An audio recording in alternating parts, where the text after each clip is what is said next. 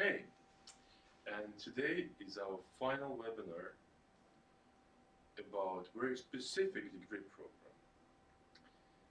I have here Pia Jääskeläinen, the head of this very specific degree program, which is called Wellbeing Management. Today we're in Mikkeli, and you've been here if you have followed us, and you know that our university has 4 campuses. Mikkeli is the biggest one. The last time we were streaming from our classroom, one of our classrooms. Today we're streaming from a place which is, well, I can proudly say, partly owned by the city of Mikkeli and by our university. Okay, Pia, I think you will have a lot of questions coming either from the audience or from me, because well-being management is something that you don't hear a lot about, right? Well, we have the slides, and I'm sure they're going to help us. As usual, I should tell a few words about our university for those who is new among our viewers.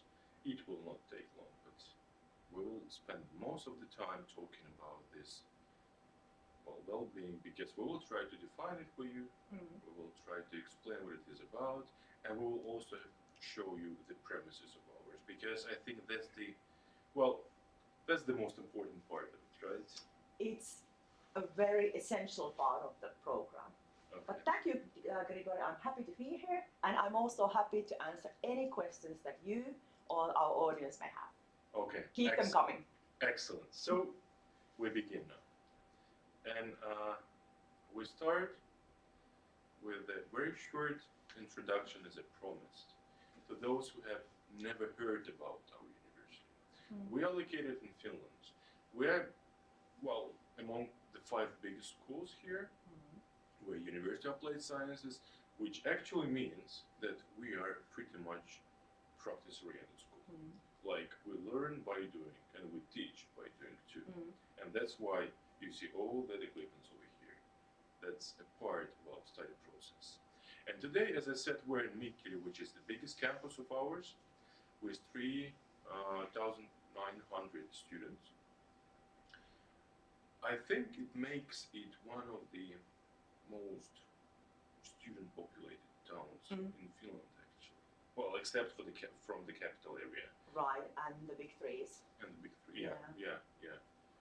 Okay, but well-being management, and I think you guys, if you're watching us, please pay a lot of attention to everything Pia says, because I know you're puzzled. What is well-being management? So, Pia, what is well-being? Thank you for the question, and I would like to actually highlight that when you graduate, the title is bachelor, which means that it's linked to business. Okay. That's the most important thing to remember. For us, when I think about the curriculum and the Wellbeing Management degree program, for us, well-being is really a set of physical, mental, and social aspects of individual's life. And I would like to point that in our curriculum, the biggest emphasis is really on the physical side of a human's life. Okay, so you tell me, and everybody else, I'm not going to be asking any questions yet, but I'm sure they're going to arise. Right, okay. Let me first cover why well-being. Why did we start this degree program back in 2019, in January? So it's actually pretty new degree program compared to all of our other English. We don't have any graduates yet. No, not yet. We have 2 teams or 2 groups in, and the first students we expect to graduate by the end of 2021. Ooh, so almost there. Yes. Really excited about that. And now we just actually renewed the whole curriculum to really focus on what the new work places and the companies are expecting. So actually new changes coming in for the next group who will join us in autumn 2021. But let me first cover what is well-being, or why well-being. Why well-being? I mean, we know what it is. We already defined it by physical, mental, and social condition of an individual life, Right. I remember. So it's so it's really an entity of the whole human. Right. And when you think about well-being, and I'm sure you must have run into well-being in wherever you go, because well-being, quality of life, health promotion, huge trends on a global basis, especially in Finland. So I don't know, do you have any of these? My wife does. Right. I don't. And big trends. You could also do the measuring and collecting data with an app in your phone, for example. Sure. So you could capture steps, your sleep, physical activities, nutrition, that sort of things. So collecting and measuring and utilizing that data, making changes in your everyday life, that's what we're doing at the moment. Okay. But at least I am doing that. All right. Cool. So actually, well-being is something we run into in our everyday lives. It's not just some term coming from somewhere. It's we're down to earth. And Right. we just don't think about it, bro. Exactly. We're only doing it. We're only doing it. Right. So that's, like from individual's point of view. But then when you think about the technology in well-being, that's actually very advanced, and that the technology is kind of like making changes in a very rapid mode. So maybe these are not enough soon. Clothing, smart clothing, accessories, which are actually hiding the sensors of collecting the same data that I do with this one. Okay. So of course, that offers an opportunities to create new services that again support the change, making the change in your life. Right. Healthcare, well-being, maybe even functional capacity. Maybe you are disabled and you want to do some changes in order to improve the quality of your life. Right. And for example, ability to work. That could be the case. And finally, I would also like to point out that maybe this is something that you really don't think about, but well-being data is actually utilized in many different business areas. For example, by insurance companies or health promotion companies. It might be that if I have better quality of life, I'm doing better in my well-being than you are, my insurance charges are lower than yours. Actually, it's some sort of like indirect effect, which comes from something you don't necessarily realize before you start talking about it or start thinking about it.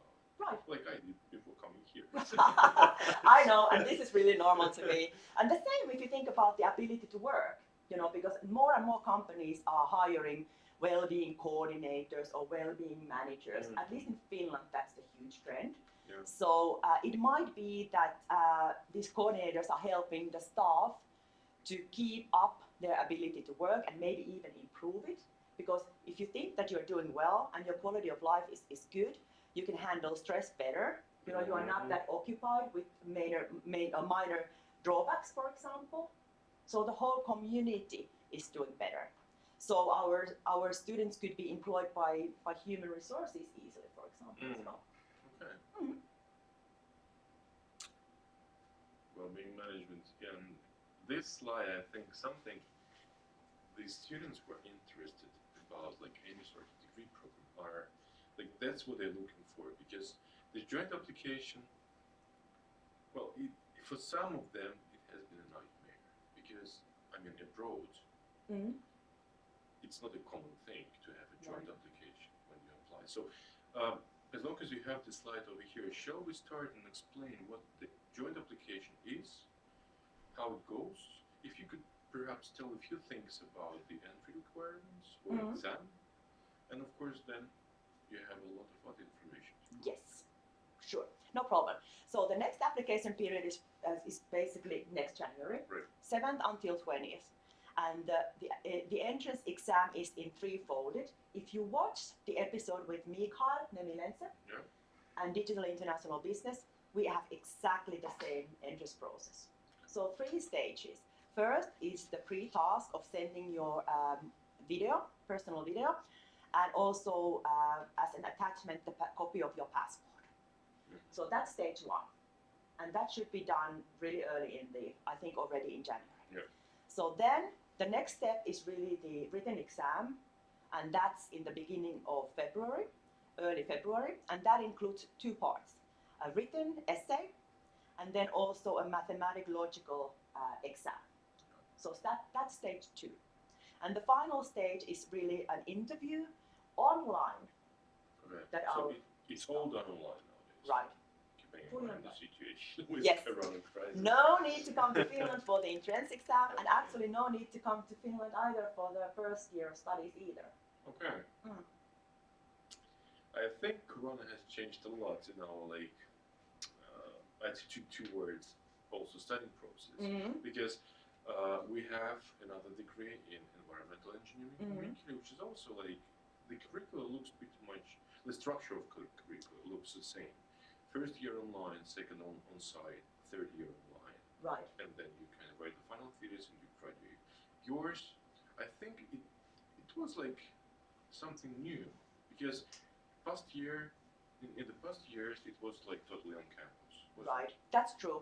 However, I would like to point out that Corona was not the one driving us to this direction.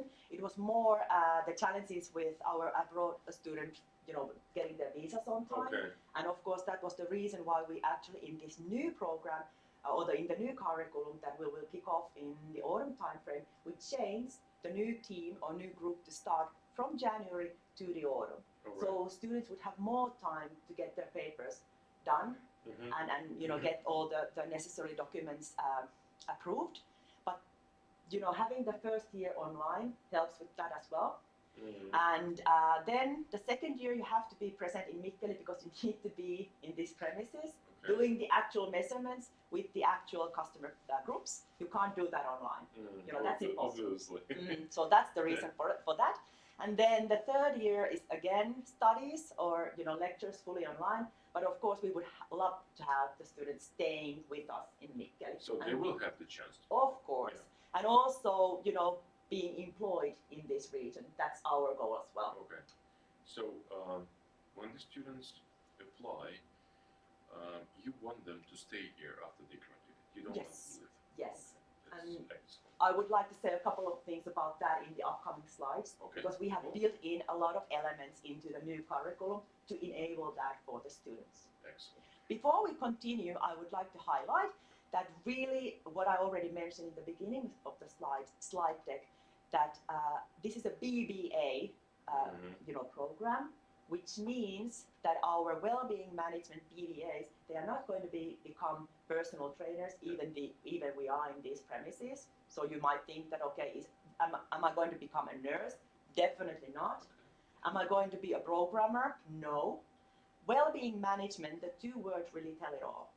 Management, the business side, which is really the focus, the point key in this degree program, in the area or in the field of well-being. So we are not doing any, store, or whatever, examples from any other businesses. We will focus on well-being because it's a huge industry that is increasing at all times. Well, at least in the Nordic countries. Yeah. Like in the Nordic Europe. And also in the Western Europe and in the US as well, especially in the eastern part of the US. Okay. And another thing which I've also put on the slides, that when I think about the core competencies, what I expect our graduates to do is really creating and developing data-driven well-being services. Okay. So services is really the key here. Most likely they will work in a network, in close cooperation with maybe some healthcare individuals, or if they're going to be employed by some technology companies, there are the IT guys or programmers to help enable to build these services, which are the ones that will then bring in the money for the company. Okay. Sounds interesting. It really is, I can assure you that. Yeah. You have like very important information on these slides as well, talking about the tuition fee. Because as you might know already, we don't charge any tuition fees from those coming from EU. But those coming from non-EU countries are obliged to pay 6,000 euro for our bachelor's degree per year. Right. Yet we have a scholarship scheme which allows you getting 50% of the paid tuition back at the end of each academic year. Yes. And we have an early bird scholarship, which actually cuts the first year tuition twice, or 2 times, twice. Yes. It's pretty much the same. So if you come from abroad, you apply to this degree or any other degree of ours on the bachelor's level, you will need to pay only 3,000 euro if you accept the offer within, I think, 2 weeks after it's given. I'm not sure, but we have a video recorded by our admissions office, and it's on YouTube already. I will send the link so you guys can watch it as well and just get to know a bit like more familiar with the application process, admission process, and of course the scholarships which we offer. But let's move on here. One important thing related to the fees or any charges, because basically using these premises as as like a study place or any lecture materials online are totally free for the students. So if you want to buy some books or but mostly we are using ebooks anyway. So those are free of charge. I was just about to ask, like, do they actually need to buy books? No, not necessarily. It might be sometimes the case, but I think it's more online materials. Yeah, because like we have an excellent online library, and so far as I know, students, well, they didn't have any need to purchase any additional books or otherwise printed resources for their studies. So we use a lot of articles, scientific articles, and other like ebooks, so which are available online. Yeah, excellent. Well, there's a studies part again. Yeah, because I wanted to highlight here really the biggest changes that we made for the new curriculum. Okay, I already mentioned this online and then Mikkeli year, and then the online, and I would like to focus that the second year is really dedicated to well-being focus. What's the role of technology, how to measure and actually hands-on work doing the measurements, and what's the effectiveness after you measure in one point. You do, or the customers do some exercise, for example, in this equipment here or somewhere else, follow the nutrition plan, and then they come here for the second measurement. What's the impact? And showing really the effectiveness of following that well-being program. And it might be that we have a group of disabled individuals. So what's the, how much they have improved in their ability to work and get back to work life. That's the key of the second year. And then really important thing is, even though the applications are in English and all the entrance exams are in English, you can take any courses bilingually. You can choose English or Finnish. And this is a brand new thing at Xamk. We are the only ones doing it. So all courses are lectures in both languages. And the whole idea was that Finns who want to study in Finnish would be exposed to English, because that's really important, especially in the area of well-being. And of course, students who come from abroad, I mean, of course, they have a couple of 2 Finnish courses compulsory, but they would be exposed to Finnish language, because we would love to have them here after they graduate. Yeah. And so my personal advice, sorry for interrupting, is, guys, well, spend some time on learning Finnish, because if you decide to move to Finland for studies, most likely you are aiming at staying here after all. And speaking Finnish or even understanding Finnish would be a great advantage. I know myself, I'm Russian by origin, I moved here like 14 years back.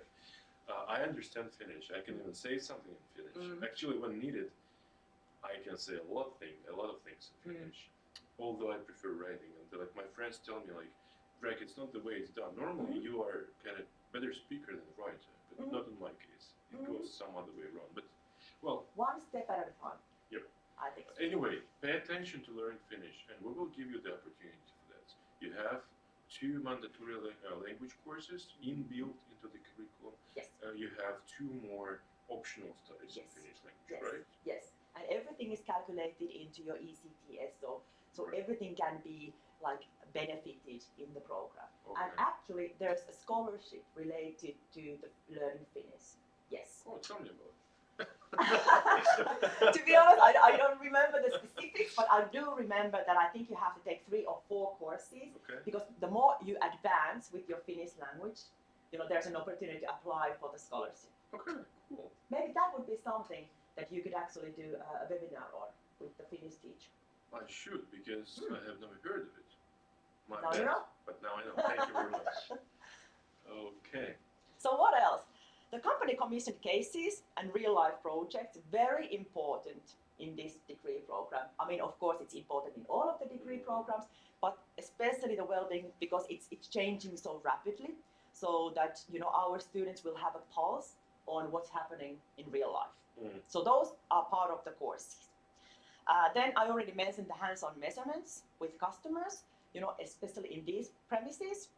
And then in this new curriculum, we baked in research, development, and innovation skills, because that's where Xamk is really good at. Actually, yeah, we are. And I just need to mention that within the RDI field, I think we are, the major player in terms of financing and the budgeting. Way before others. Yeah. I think this year budget for RDI activities is about like 70 million euros. Yeah. Which is a huge money. We have a lot of people working for international projects as well as domestic ones. And these, building up your RDI projects really enables you, again, better function and be employed in companies, because also companies are doing projects, not just normal one, but it might be that you want to apply money from some specific, party.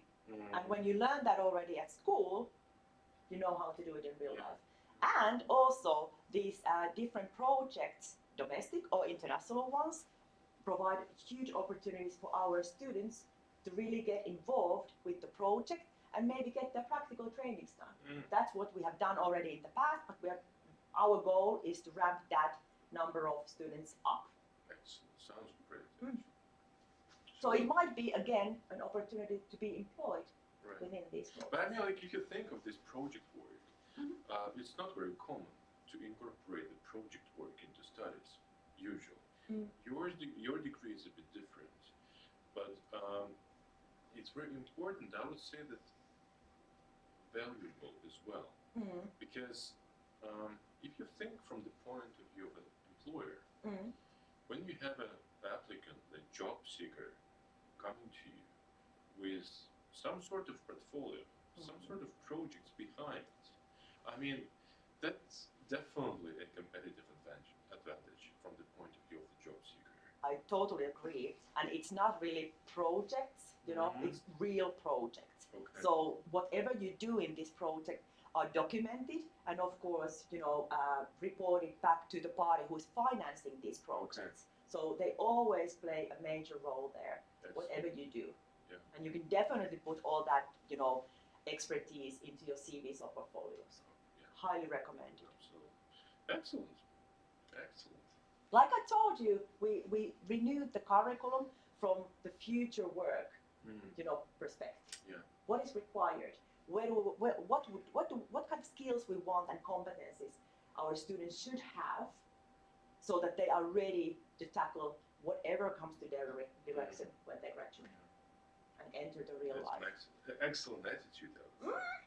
That's what I'm here for. But that's why we're here for, and I remind you, we're University of Applied Sciences, so it's like, that's the whole philosophy of ours.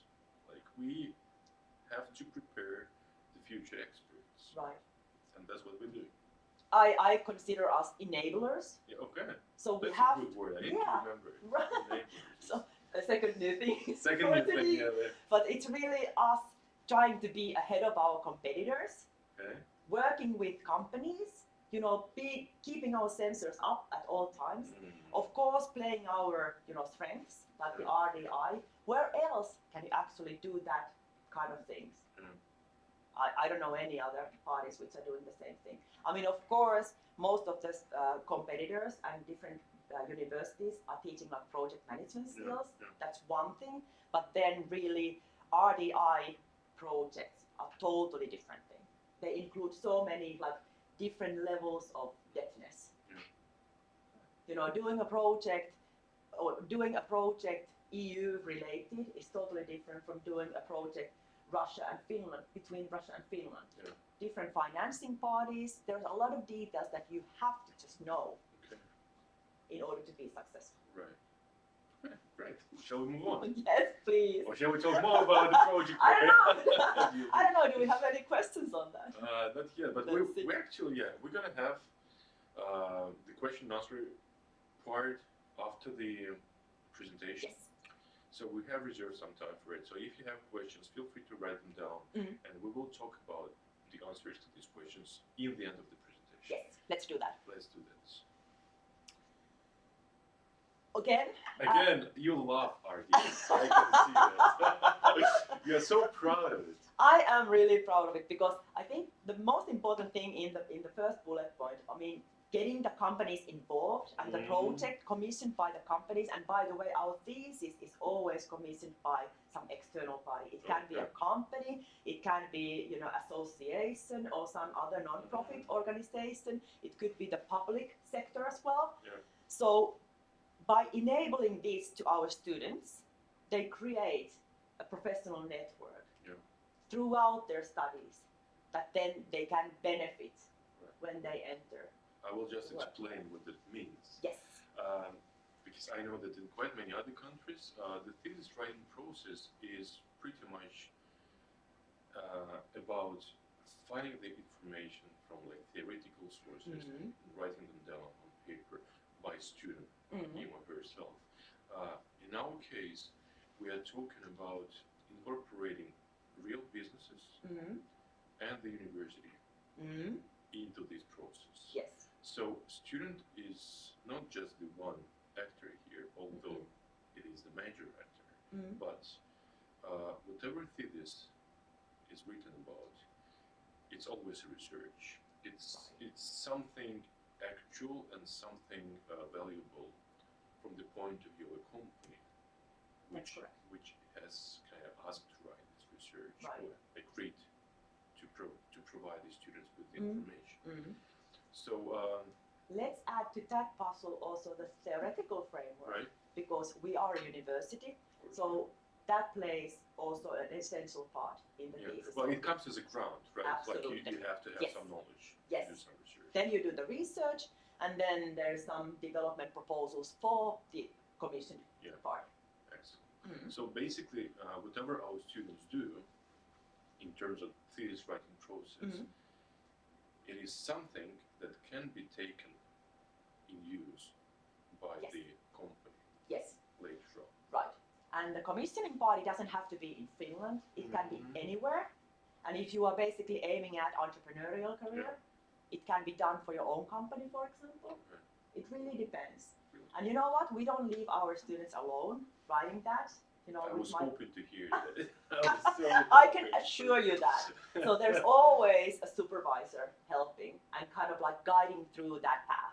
Okay. But of course, the student is in the major role or in the leading role. Could I say that? Yeah. Thanks. That's correct.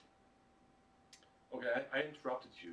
You were telling me about this incorporating the business into the study process. Was there anything else you would like to mention? Well, especially within this phase? The RDI really, already mentioned on the previous slide, I was too excited about it, but the opportunity to learn the RDI skills, you know, that's really rare. Yeah. And then, you know, the practical trainings as well. By the way, practical training, it's always a part of any degree of ours. Correct. Where do your students tend to take the practical training? Do they tend to find the places from Mikkeli region, from Finland as a whole, or do they tend to go abroad?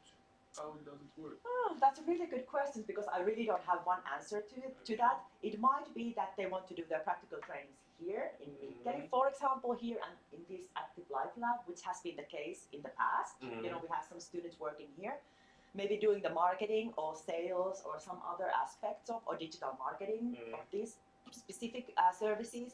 It might be that they want to do fully online practice you know, practical trainings. That's also an opportunity, and you can also kind of like do the practical trainings in shifts. Okay. So you don't have to be months, you know, somewhere.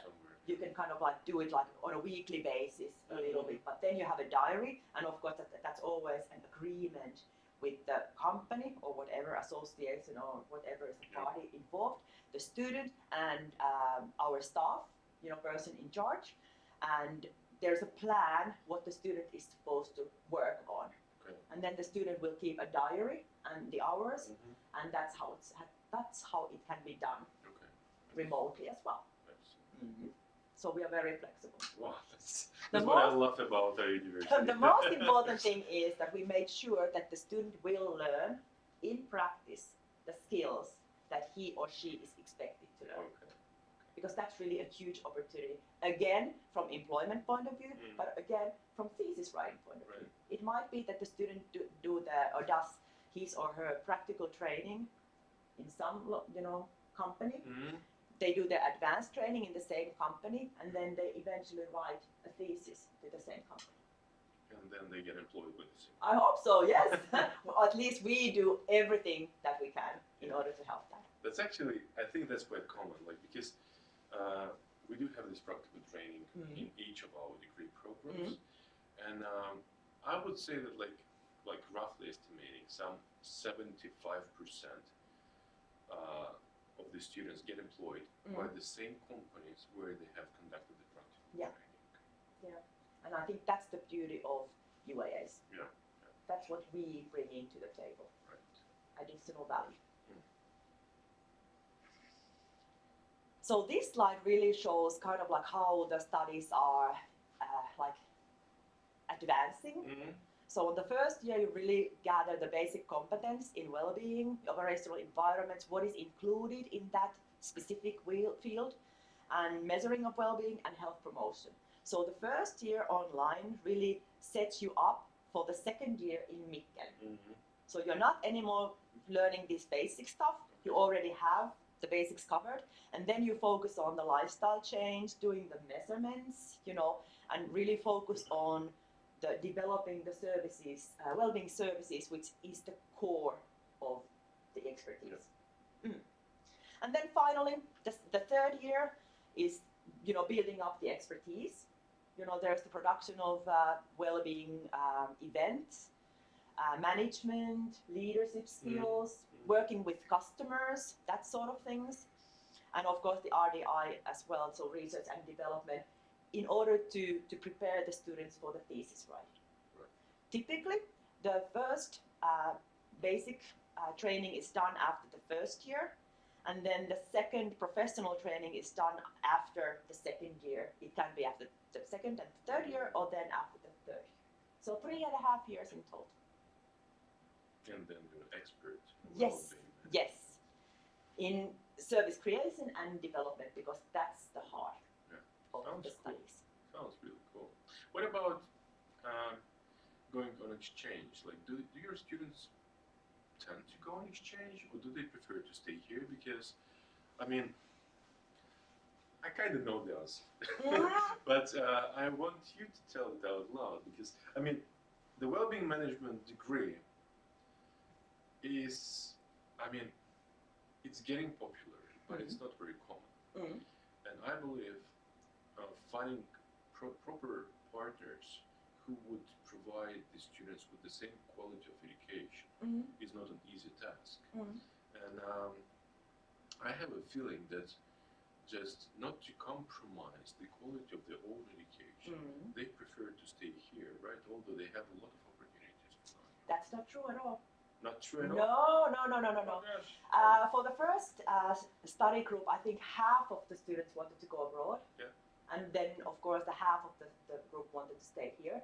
But I would like to remind you that this is really a business-oriented degree program. So you can have a combination of business courses when you go abroad. So they actually can study business, for example. Definitely. Like the third year is expertise, you know, building management, you know, financial aspects of running a company, entrepreneurial mindset and that sort of thing. So there's a lot of business studies that you can take abroad. And actually we will come back to this when we cover the internationalization. Yeah. By the way, you have mentioned entrepreneurship quite a few times already. And, I'm just wondering, like, do you know, like, if any of your students have a company of their own or planning to have? I know that some of our students have the company of their Really? own. Already? Absolutely, yes. Cool. Yes. But of course, that always depends on students' interest. Yeah, But we obviously. enable that for Yeah. sure. And we have a really good programs to support those ambitions. Okay. Mhm. Sounds cool. Thank you.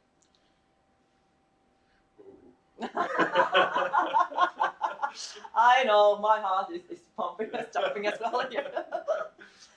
So I think, I don't know, do I have to cover this in detail, but Definitely this not. really shows, the development, how you advance. These are like the modules. Yeah. And from first year studies to the 3.5 years, the last year is focused on thesis. Then the complementary skills, you can choose all 60 ECTS, the curriculum, which is actually after one click on the website, shows the all the structure. Yeah.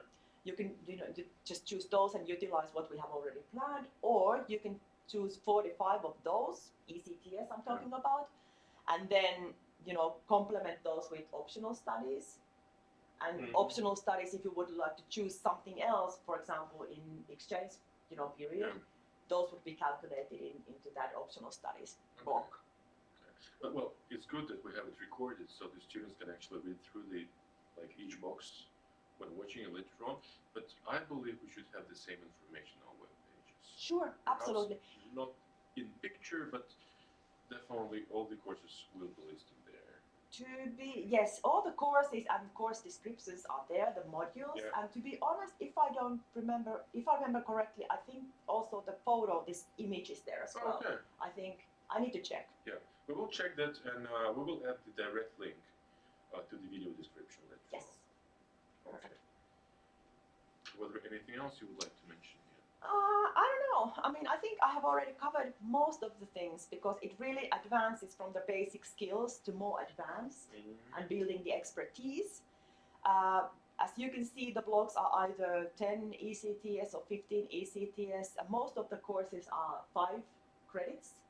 So one module contains, 2 or 3 courses. Like that's the package of one module.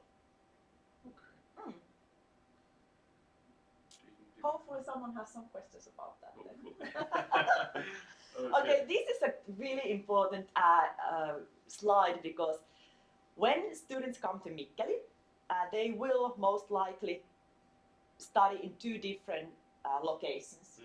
In this Saimaa Stadiumi, venue, and active live lab, and I think we have photos of this premises next slide. But then also the Mikkeli campus, which is in the heart of Mikkeli, downtown Mikkeli. So that's the bottom bottom photo of red part, red building, right? Yeah. So actually, I think I've seen some dormitories on the way to here, right? And they are actually pretty much in the middle.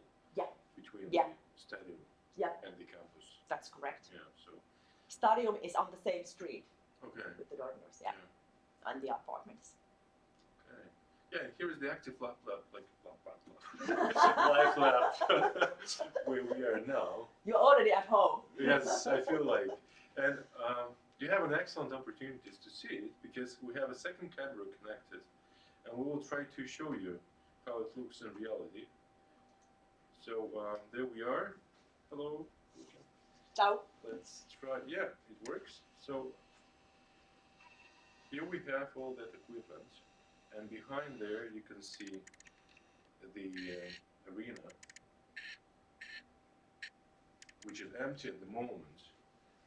But just like a few minutes ago, there were like some groups of students playing some floorball and something else. Associations are using that. That's really, you can have sports activities. Schools are using that for their, gym, that stuff. And then you can have like concerts. And you know what? In the old times when we had, the graduation parties, they were arranged there. In there? Yes. But So you're just 2 years old. I mean, the stadium itself is just 2 years old. When it was built, we moved our graduation parties to that venue there. Cool. And you know what? I also would like to mention that, you know, you can see the treadmills. Yeah. These are not just ordinary treadmills. These, you have your personalized card. When you start doing the exercise, you put the card in, and these equipments capture the data of your exercises, Okay. which will go into the data bank. And then our students can use that data in their studies. Nice. That's really nice. That's really advanced.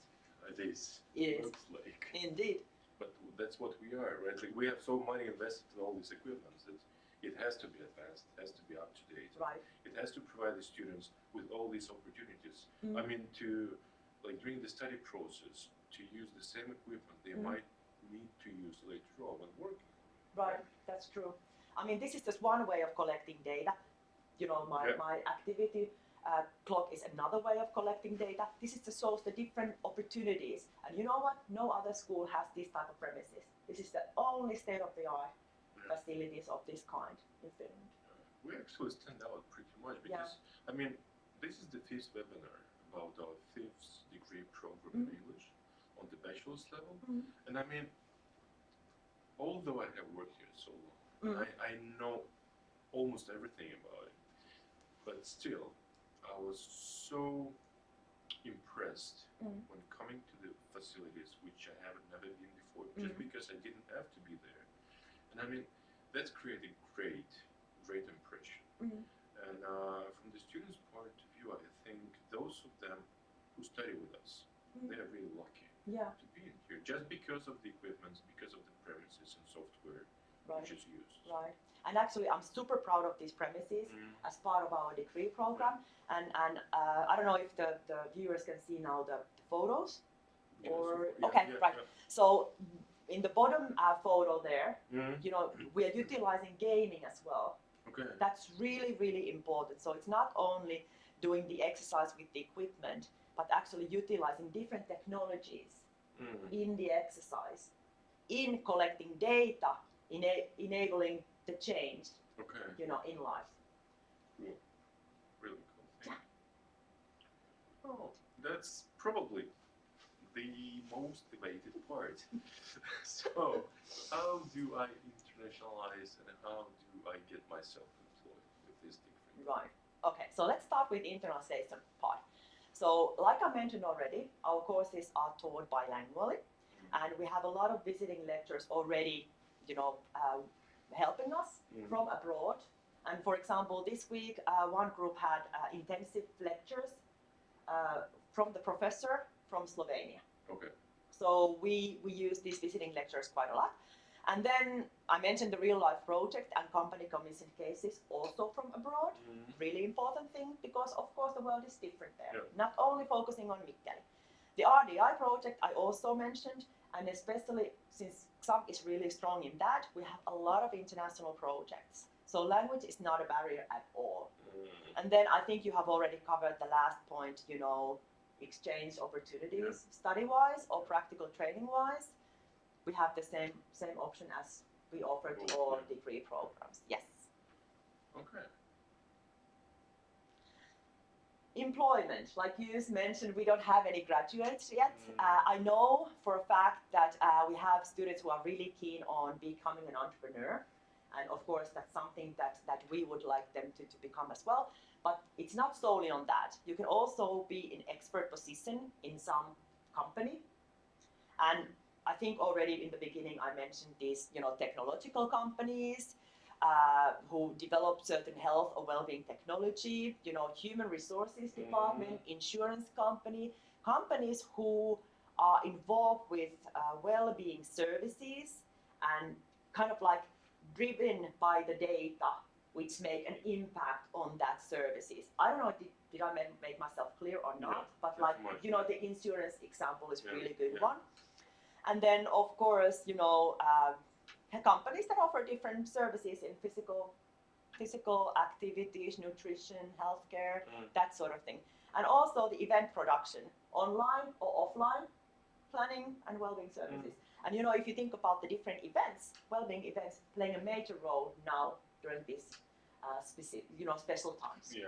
Well, Actually, I didn't think about it before you mentioned it now, but it seems like that. See, I think if you really think about the word well-being, it kind of like explodes into a lot of practical things that are already in your everyday life.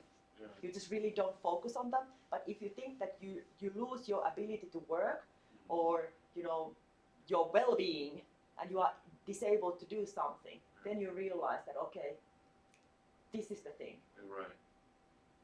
Well-being is something you don't think about before something goes wrong. Right. And especially since we are not really, the students of ours are not becoming personal trainers or anything like that. So we are not talking about weightlifting or dieting or anything like that. It's more a bigger entity and different aspects of well-being that is covered in our degree program. And it's good that you mentioned. I mean, we're a higher educational institution, and we prepare experts. We don't train you to lift weights, just like you said. It's a higher degree, and you're going to be an expert in all of these aspects which are related to our active life. And you, like you said, we're the enablers. So we enable the students of ours to perhaps change something in their lives and in the lives of the others. Right. A lot of lately, during the last years, like I mentioned, this well-being is a huge trend in Finland. Public sector is hiring well-being coordinators or advisors or trainers. That could be the term that they use as well. Companies, even the smaller companies, are doing the same thing, just to look after their staff, and especially now when you think about personnel is really stretched. So that kind of aspects, but it really depends on the students' interest as well. We don't force them to any box that you have to work here. I think there's a huge opportunities available. Okay, excellent. And that's our webpage. Indeed, and this is the main point of contact, to getting that information, to browse, the curriculum, and check out the information on the entrance exams and application stuff, and tuition fees as well. And tuition fees as well. But like we mentioned earlier, we'll have all these direct links posted just below the video, so that it's easy for you also to find our web pages and all the information related to this field of studies. Right. And there's the contact details of mine on that page, and I think there's also the contact details of the Office of Student Affairs. Okay, looks like we're done. And actually, I have just now noticed the time, and we talked a bit longer than expected. I know. I really enjoyed it. Because I mean, you were so passionate about this degree program and about the different kind of aspects of it. And I also got to know about it much more than I used to. And I do hope that the viewers of ours, they also got to understand what the Wellbeing Management is about and what they might be studying here if they apply to it.